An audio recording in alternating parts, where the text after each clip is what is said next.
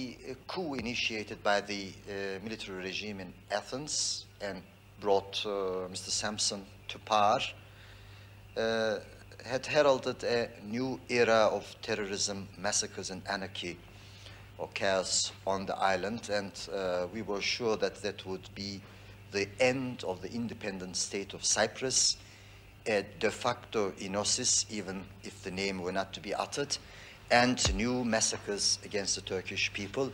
So we felt that if we didn't act in time, everything would have been lost, not only the freedom and safety of the Turks, but the whole state of Cyprus. So we had to do something about it immediately. But we didn't want to resort to military action. That's the reason why I went to Britain immediately after the coup. That is, I went there on the 17th and talked with Mr. Wilson, Mr. Callaghan and their colleagues, and inquired if we could do something together as to guarantor powers. Unfortunately, I couldn't receive a positive reply, and we didn't have any time to lose, so we acted. Is there any possibility that if the Americans keep on their embargo, that you would close those bases and close them permanently? Well, we would rather call them installations. They are not bases in the proper sense of the term. They are, most of them, are closed, or rather their functions have been suspended for some years, and there is no legal basis at the moment to reactivate them. A new legal basis would have to be negotiated with the United States, and if the embargo is not lifted, obviously that cannot be done. But then would you have them dismantled? Would they be permanently closed?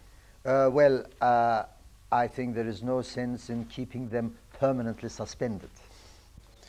You've been showing interest in the new relationship with Russia, almost promoting it. You've had the Soviet Chief of Staff here, and you're going to Russia next month. You've indicated you would like a more multilateral foreign policy. What does that mean? Détente means a lot for a country like Turkey, which is situated in a very critical part of the world, and we want to make our own contribution to détente. We have a stake in it. And we believe, the Turkish nation believes, and particularly our government believes, that the best and the most peaceful and respectable way of ensuring a country's security is to see to it that it lives in an atmosphere of mutual confidence with all her neighbors and all the countries of the region, and that's exactly what we are doing. You in Turkey lost a lot of world sympathy with the breakdown of the Geneva Conference. There you were negotiating, but you issued an ultimatum. You were asked for just 36 hours to consider it. A question of peace or war, and you would not give it. You went back to war. Yes. What remote justification was there for not giving the 36 hours? Well, we had several reasons and justifications.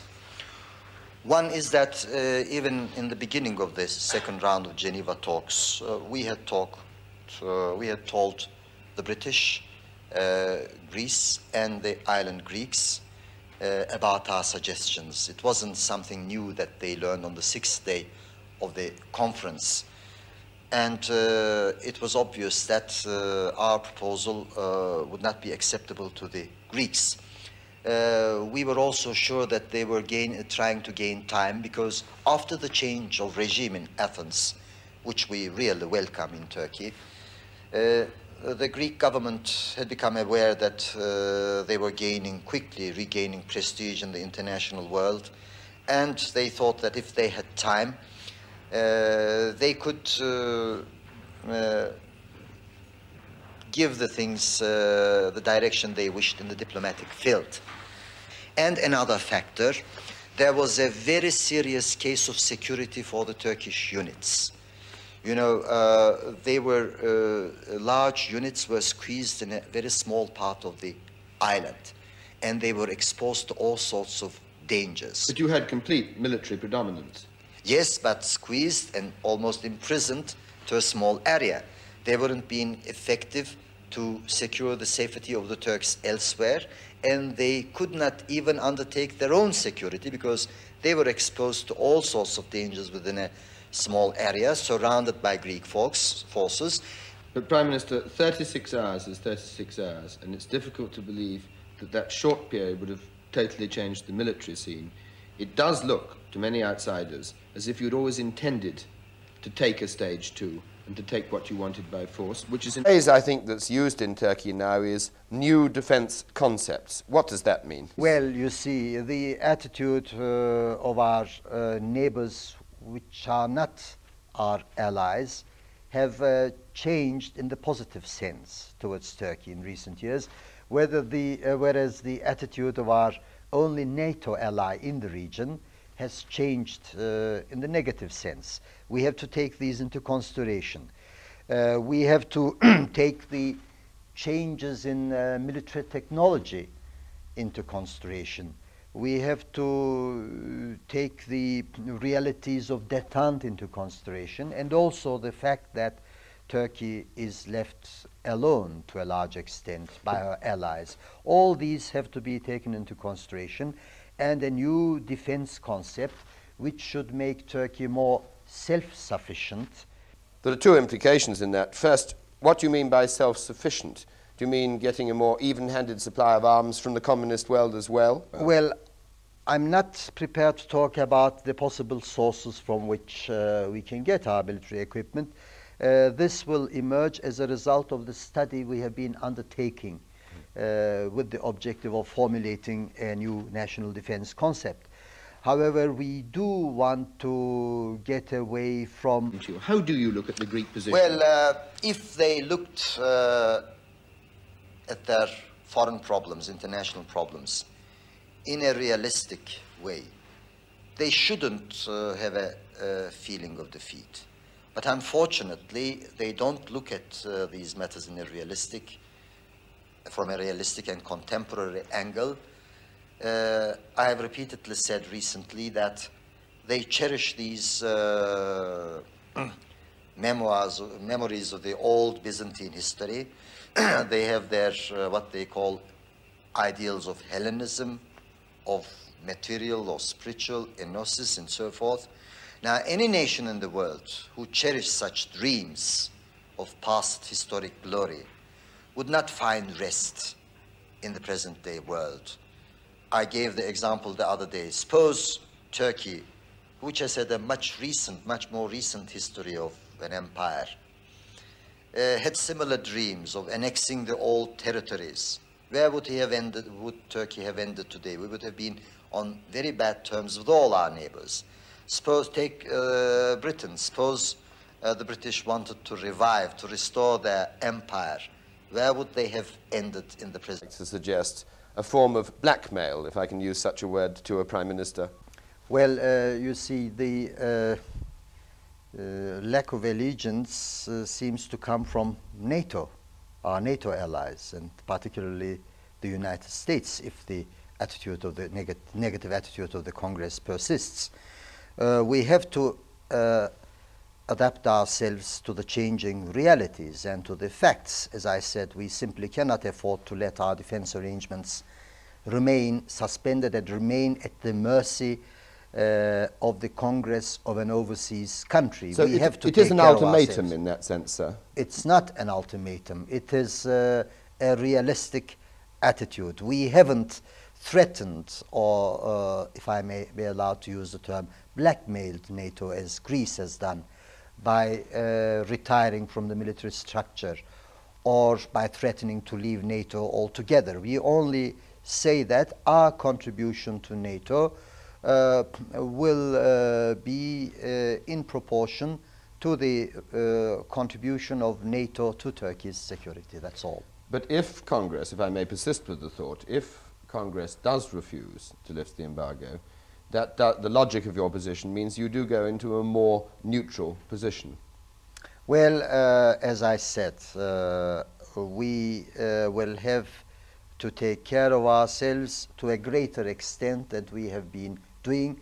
That may have certain political consequences, naturally.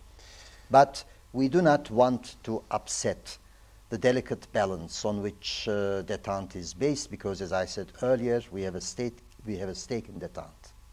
Domestically, sir, you do have economic problems that make our recent ones, or even Italy's, look like molehills to a mountain. You have won some support from the IMF and the international community, but how are you going to get out of your problems? We did inherit a very heavy burden economically when we took over as government at the beginning of the year, because very irresponsible policies, or non-policies, if I may say so, had been followed in the 3 years that preceded our government. And unfortunately, this period of irresponsibility coincided with a period of world economic crisis to some degree. But we have taken the economic problems very seriously, and we have adopted a very brave and coherent attitude, leaving modesty aside.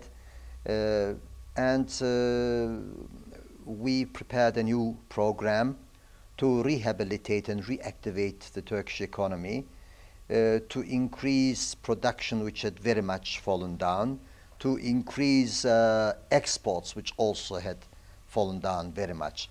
And the measures that we adopted have been so convincing, obviously, that the IMF did not hesitate to not only to give the green light as far as Turkey is concerned, but even to offer some credit facilities. In this context, you are an associate member of the EEC, and it looks as if Greece may become a full member with a veto of any help given to you.